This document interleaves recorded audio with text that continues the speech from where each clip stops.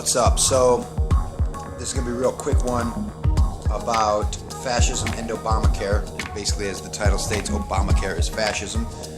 And I'm going to use the general definition of fascism. It's a little bit more intricate than this, but most people quote Mussolini as saying fascism is a merger of state and corporate power. I essentially agree with that. There's a couple other aspects to it, but that's essentially the economic aspect of it.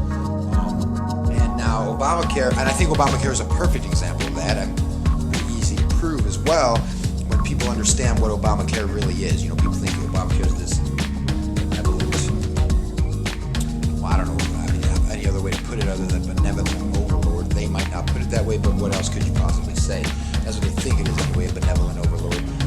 But really, when you think about how the policy works, right? So, I mean, Obamacare or the ACA or whatever, I mean, it's basically saying that you have to buy insurance from either an insurance company or the state. And I can't really think of any other better example except perhaps the bailouts that took place as a so-called merger of state and corporate power. You know, ACA basically, as close to as possible, practically guarantees insurance companies to have more customers. And if anything, the state collects more money through this, and then it'll hand it out to whoever it hands it out to, of course, so it might not make too much money on it. But in the end, I mean, it's not like these huge corporations care. It's not like they're actually against Obamacare.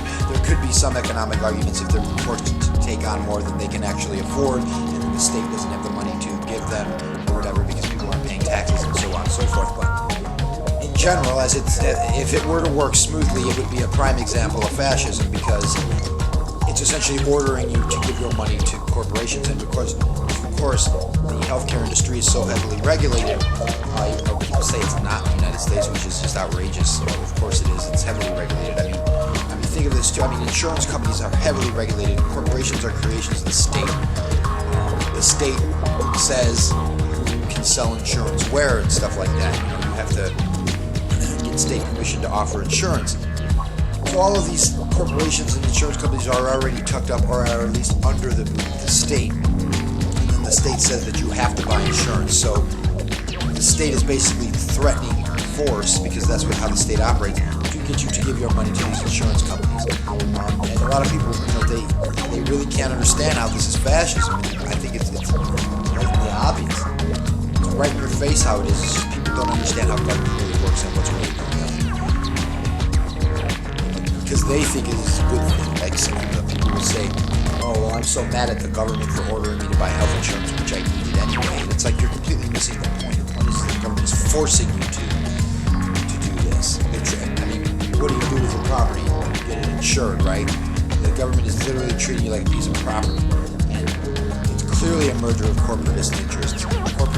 Monopolist corporatists love Obamacare because it forces people to give them their money, either through the guise of buying it through a so-called private corporation or giving it directly to the state. It's the same concept, basically. The corporate monopolists want this because it's just another way to force people to give them their money. And, you know, it's very simple. I mean, that's about as straightforward as I can put it. It's clearly a corporatist program if you just think about how it actually works and what it actually does.